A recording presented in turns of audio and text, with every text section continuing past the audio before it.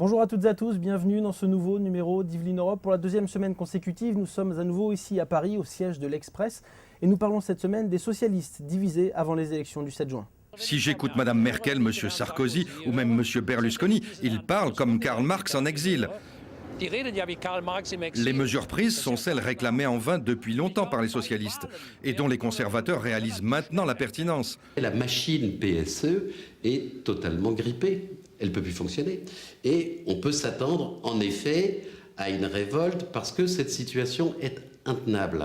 Les socialistes français condamnent la reconduction de José Manuel Barroso. Les socialistes français considèrent que José Manuel Barroso a une responsabilité lourde dans la façon dont la Commission a géré cette crise. Pourquoi les socialistes européens n'arrivent-ils pas à trouver un candidat face au Portugais José Manuel Barroso, président de la Commission européenne?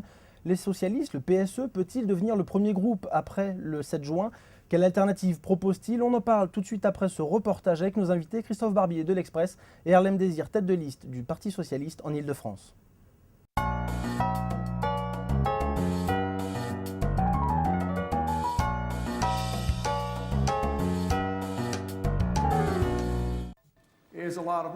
À l'approche des élections européennes et en dépit du splendide succès de la gauche américaine, les socialistes sont à la peine en Europe.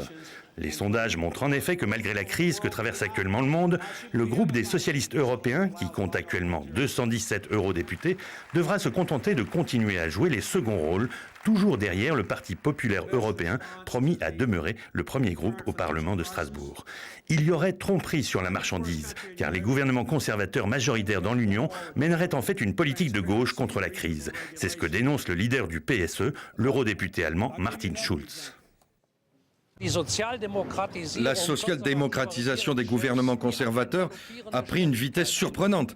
Si j'écoute Mme Merkel, M. Sarkozy ou même M. Berlusconi, ils parlent comme Karl Marx en exil. Les mesures prises sont celles réclamées en vain depuis longtemps par les socialistes et dont les conservateurs réalisent maintenant la pertinence. À mon avis, une fois dans l'isoloir, les citoyens vont vite comprendre qu'il faut mieux voter pour l'original que pour une mauvaise photocopie. L'optimisme de leur président masque pourtant mal la situation inconfortable des socialistes européens. De fait, comme l'explique l'universitaire Xavier Delcourt, les socialistes, présents seulement dans 8 gouvernements sur 27, ont beau jeu de critiquer la droite alors que les gouvernements socialistes, bien plus nombreux durant les années 90 et 2000, ont pris une part active dans la dérégulation des marchés financiers.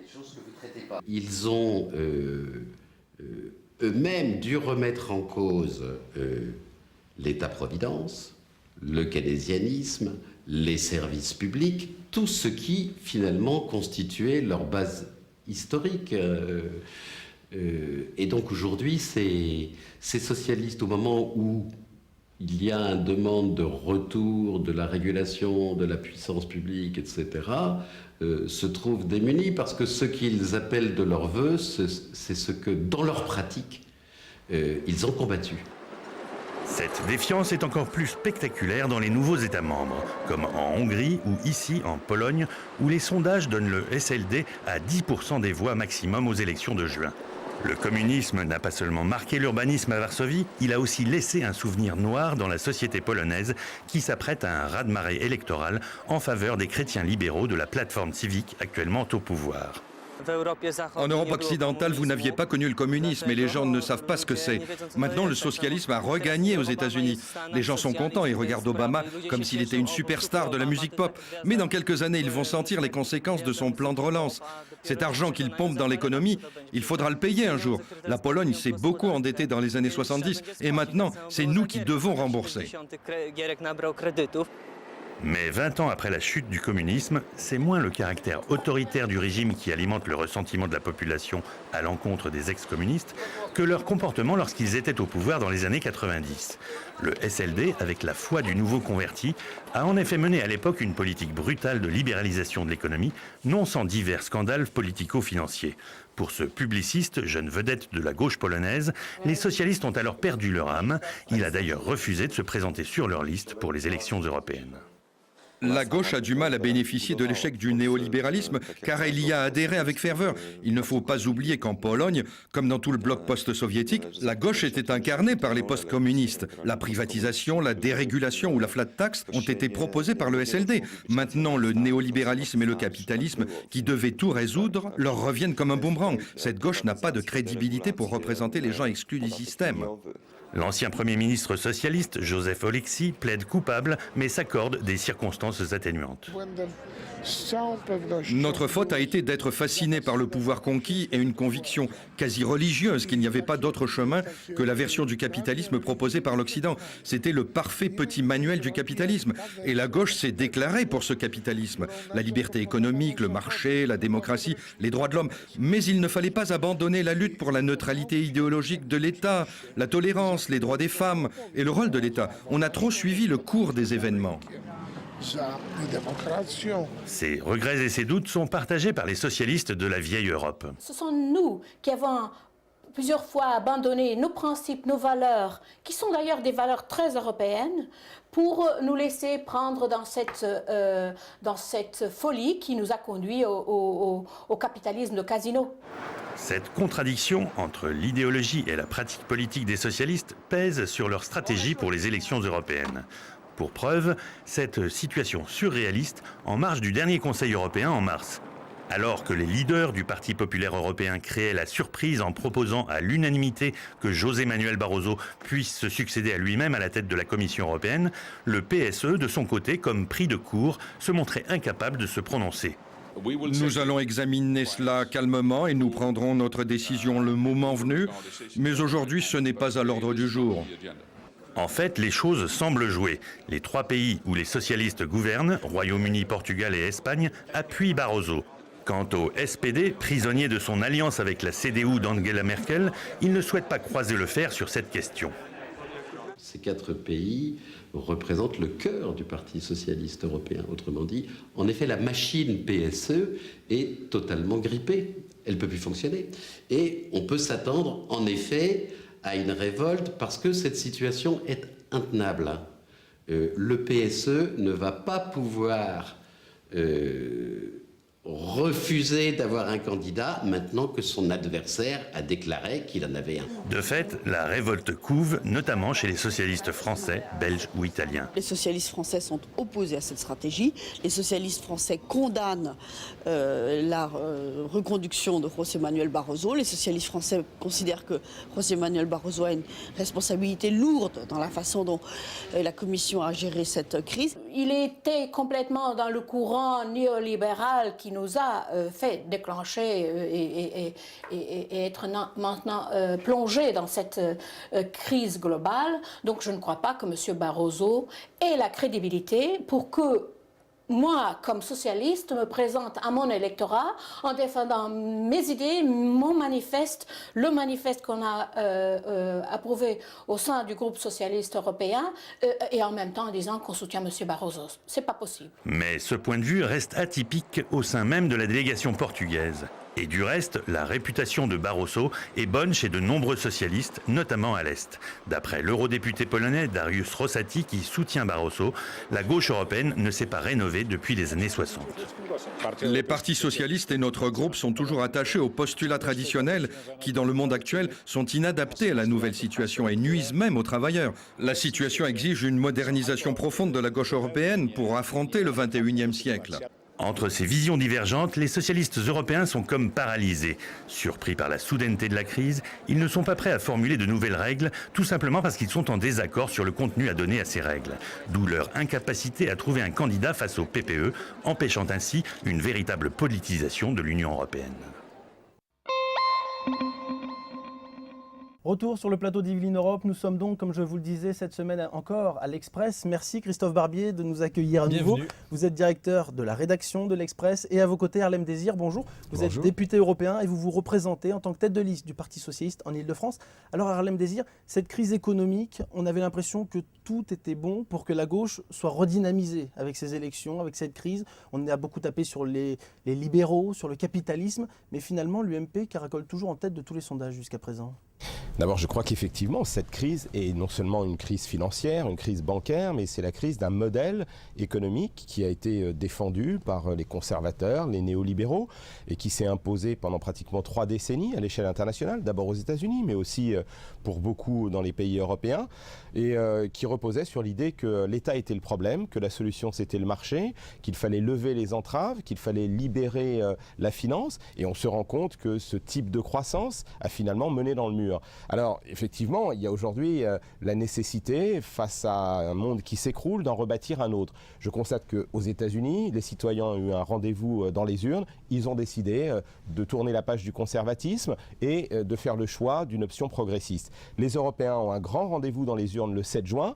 Est-ce que le soir du 7 juin, sur les écrans de télévision dans toute l'Europe, on va lire « Les conservateurs sont majoritaires, ils peuvent continuer les mêmes politiques » ou est-ce qu'on va comprendre que les Européens veulent une Europe plus sociale, plus écologique, plus régulatrice? Et cela, ça suppose, vous avez raison, un changement de majorité. Alors, il y a des sondages qui nous disent qu'en France, l'UMP, qui en fait présente des listes communes avec toutes les formations le nouveau centre, toutes les formations qui soutiennent le gouvernement et le président de la République, ont fait liste commune. Il y a une offre politique concentrée, disons, de ce côté, sont aux alentours d'un tiers des voix, un peu moins. Ils sont à 27% a priori sur le sondage depuis avril. Bon, donc en réalité, vous êtes à 22 pour préciser, 22-23. Ce qui signifie qu'en réalité, la majorité des électeurs sondés, même s'il ne s'agit que de sondages, ne souhaitent pas soutenir le pouvoir et cette option conservatrice. Mais à gauche, il y a une offre beaucoup plus dispersée.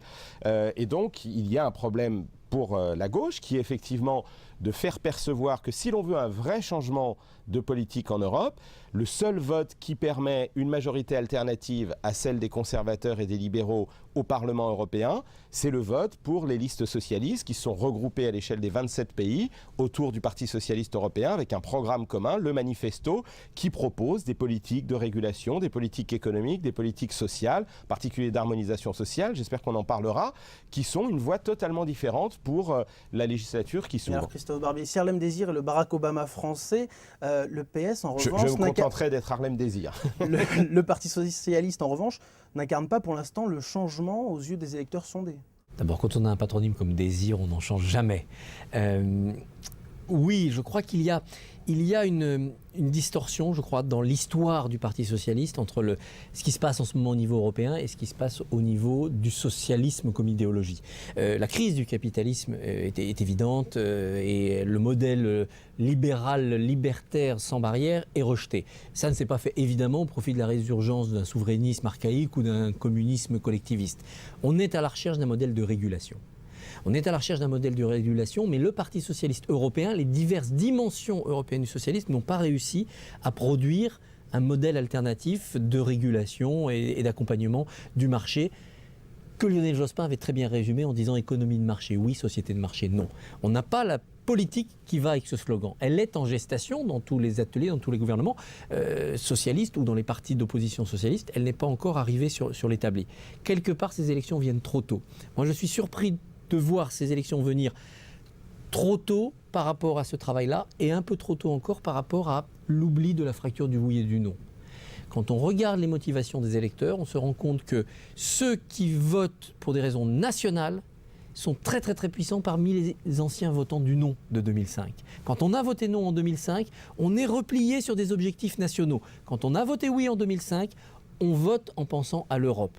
Parti socialiste, et particulièrement la nouvelle majorité qui, depuis le congrès de Reims, dirige le Parti socialiste français, le Parti socialiste mélange les deux. La fracture n'est pas encore ressoudée. Je pense que ces élections viennent 1 an ou 2 ans trop tôt pour que ces deux chantiers aboutissent. Est-ce que du coup le Parti socialiste ne pâtit pas de l'émiettement du vote à gauche? L'extrême gauche rassemble aujourd'hui près de 15% dans les sondages. On a le Front de gauche qui réunit le Parti communiste et le Parti de gauche de Jean-Luc Mélenchon, qui est 6%, je le disais. Olivier Besancenot avec le nouveau Parti capitaliste est à 7%, Lutte ouvrière 2%, on arrive à 15%. Mais en 2004, il n'était qu'à 8% finalement. Alors, d'abord, je crois que la dispersion à gauche est toujours un risque, notamment dans l'élection européenne, qui est une élection un peu atypique au regard de nos rendez-vous politiques habituels, puisqu'elle n'a qu'un tour. Et qu'il y a une partie de l'électorat de gauche qui a l'habitude de se regrouper au second car à la tour. proportionnelle, ce qui leur permet aussi d'avoir des sièges. Oui, et puis il y a parfois un manque de perception des pouvoirs réels du Parlement européen. Et donc, parfois, une partie des électeurs se dit qu'à cette élection, au fond, on n'a pas besoin de se poser la question de l'efficacité, de l'utilité directe de son vote. Qu'on se dit, au fond, voter pour un petit parti ou pour un parti important, ça ne change pas grand-chose.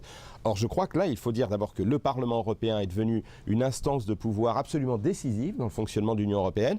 Il y a très peu de citoyens qui savent que c'est le Parlement européen qui a le pouvoir d'élire le président de la Commission européenne et que si, par exemple, le président actuel est Barroso, un ancien Premier ministre libéral, conservateur du Portugal, l'homme des Açores, aussi de l'alignement sur l'administration Bush au moment de la guerre en Irak, s'il est devenu président de la Commission européenne, c'est parce qu'il y avait une majorité de droite au Parlement européen et que le groupe conservateur, qui s'appelle PPE, au sein duquel se regroupent aussi bien Forza Italia de Berlusconi que l'UMP, que le Parti populaire espagnol de Aznar, c'est parce que ce groupe conservateur européen était majoritaire que le président de la Commission européenne a pu être M. Barroso, lui-même conservateur. Donc un changement de majorité, un groupe socialiste qui deviendrait le premier groupe au Parlement européen, qui avec ses alliés Verts et autres petites formations de gauche constituerait une nouvelle majorité, ce serait aussi changer le leadership de l'exécutif européen qui dirige ensuite l'Europe pendant 5 ans.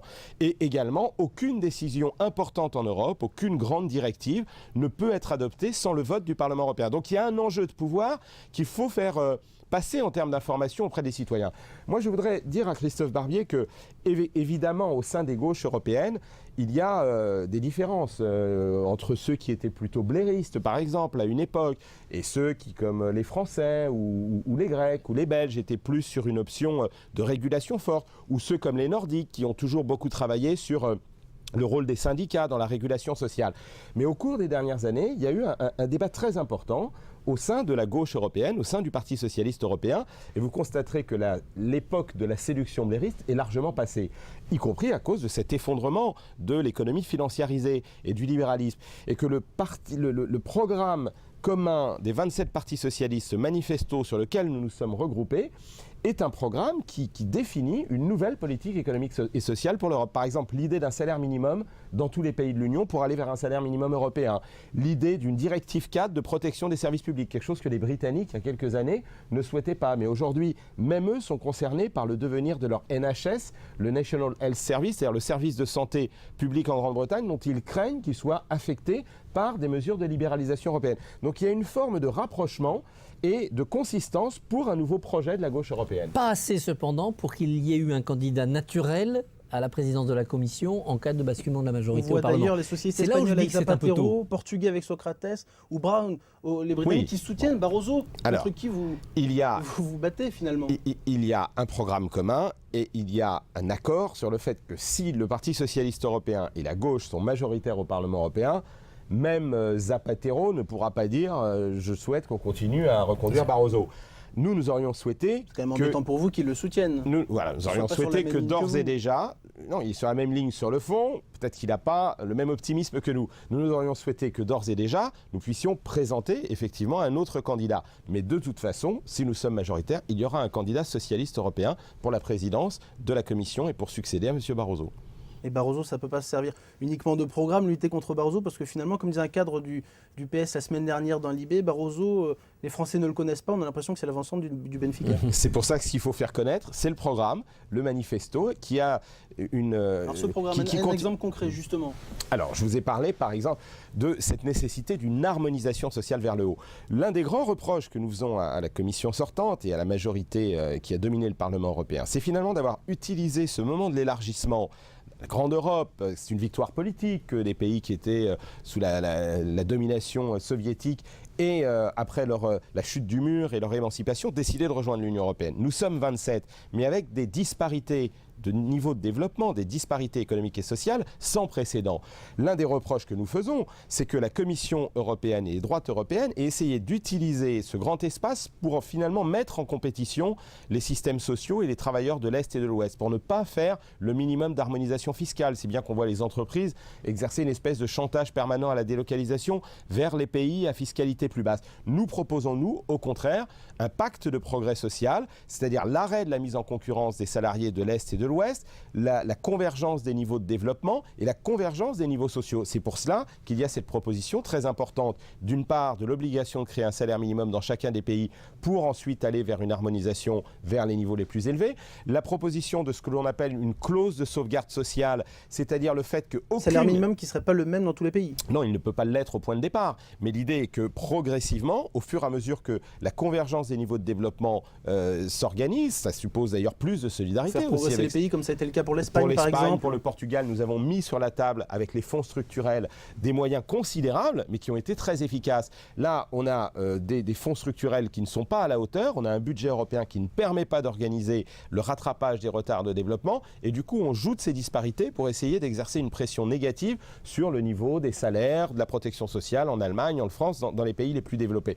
Nous proposons aussi cette clause de sauvegarde sociale qui dit qu'aucune directive européenne ne peut remettre en cause les acquis sociaux plus élevés atteints dans un pays. L'Europe ne doit plus être synonyme, comme ça a été le cas avec la fameuse directive Bolkestein, d'une espèce de démantèlement des droits sociaux en disant attention, à côté ils ont moins et donc pourquoi est-ce que vous prétendez conserver une certaine durée de travail? Ça va suffire à séduire les citoyens, ce discours, ce programme? Je pense que l'Europe protection, c'est un slogan que Nicolas Sarkozy a essayé de capter et c'est un terrain sur lequel le manifesto apporte beaucoup de choses concrètes, en tout cas de pistes de travail.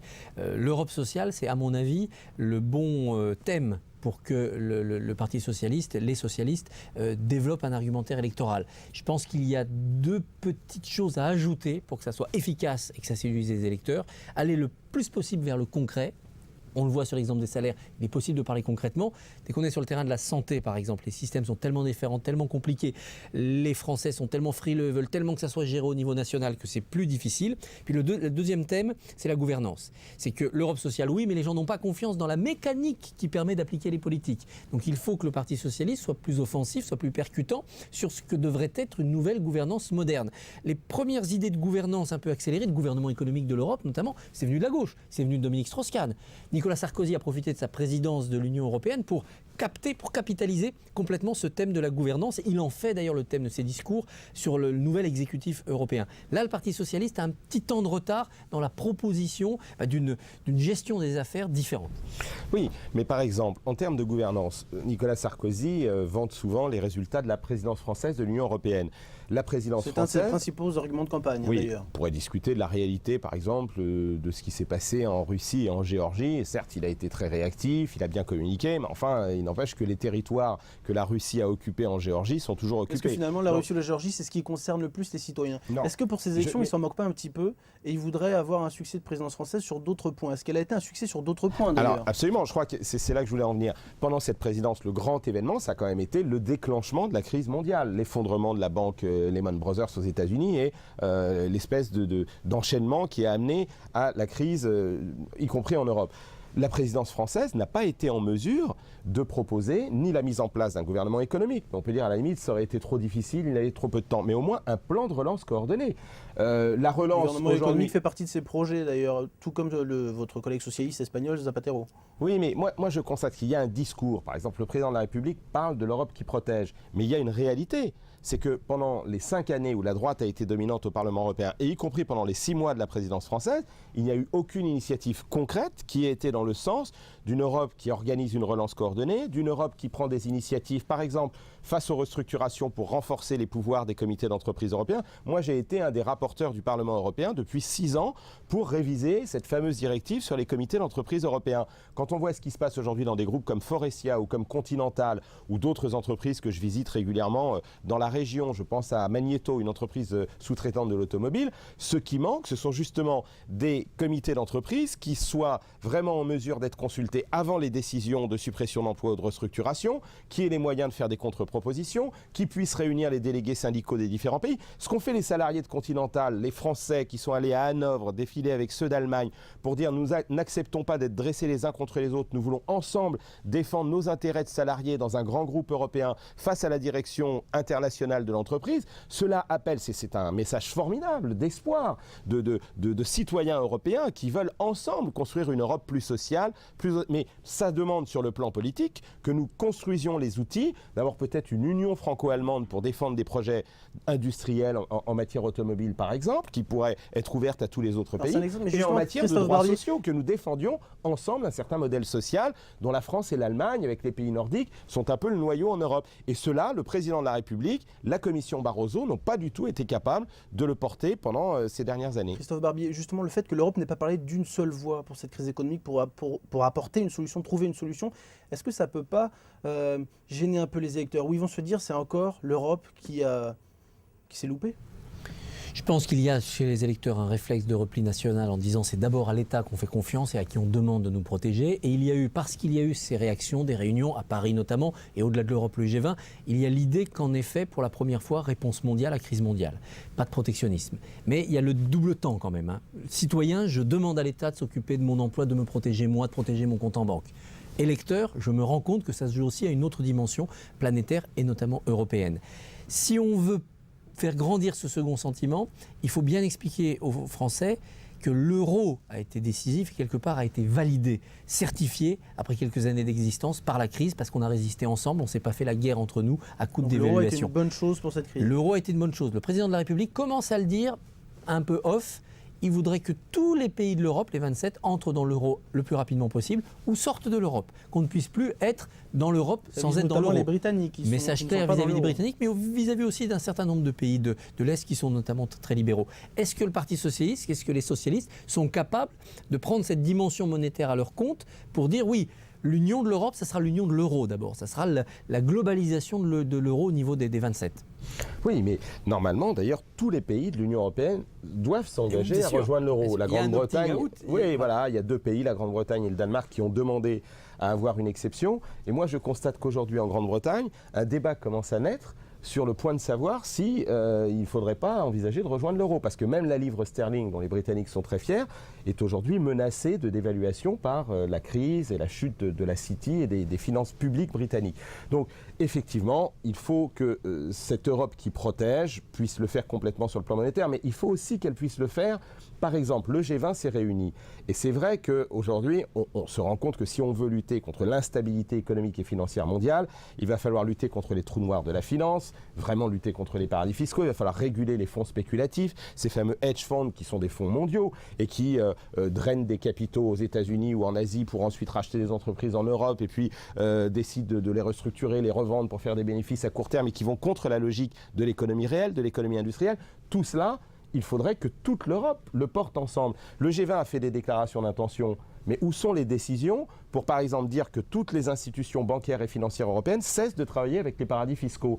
Nous nous battons au Parlement européen contre le secret bancaire. La fraude fiscale représente 200 milliards d'euros de pertes pour les finances publiques des pays de l'Union européenne, c'est-à-dire plus que le double du budget de l'Union européenne. Nous avons fait des propositions pour qu'on dise interdiction totale du secret bancaire. La droite européenne et la Commission, avec des commissaires très libéraux comme McGreevy, disent non, nous ne voulons quand même pas l'interdiction totale du secret bancaire. Donc il y a un décalage permanent entre les annonces qui sont faites, la proclamation d'une volonté de l'Europe qui protège et les politiques qui sont menées et qui sont un peu la marque d'ailleurs d'une espèce de double discours, moi je crois, de Nicolas Sarkozy, y compris dans l'approche de la crise. Christophe Barbier, est-ce que justement le risque, pour terminer, ce n'est pas que les gens votent selon des enjeux nationaux et pas européens, pas selon ce que vous avez fait au Parlement européen, vous Harlem Désir, mais par rapport à la politique de Nicolas Sarkozy? C'est une élection schizophrénique. Évidemment, le référendum de 2005, les gens ont voté sur le texte de la Constitution et contre Jacques Chirac pour son bilan national. Et là, c'est pareil. Il y a une part de vote national, à enjeu national, à raison d'être national, et il y a une part de vote européen. Comment on mélange les deux? C'est plus facile à droite. Parce qu'à droite, on a toujours été vis-à-vis de l'européen un tout petit peu plus sceptique. C'est plus difficile à gauche de faire en sorte que les raisons européennes d'aller voter l'emportent sur les raisons nationales. Parmi tous les électeurs qui ont envie d'envoyer à la fois un message pour une Europe différente et un message contre la politique de Nicolas Sarkozy, on choisit quelle liste? On va choisir celles qui sont essentiellement contestataires, la gauche de la gauche, ou on va choisir celle du Parti socialiste qui est beaucoup plus dans la proposition. Là encore, je pense qu'avec 1 an de plus de travail pour le Parti socialiste rénové au Congrès de Reims, ça serait plus facile. Bon, les campagnes, c'est aussi un moment de catalyse. Est-ce que le Parti socialiste est capable d'exprimer un vote utile pour contester Nicolas Sarkozy, mais surtout pour une autre Europe? Réponse le 7 juin. Merci beaucoup à tous les deux d'avoir participé à cette émission. On se retrouve la semaine prochaine à Bruxelles pour une émission spéciale d'Yveline Europe.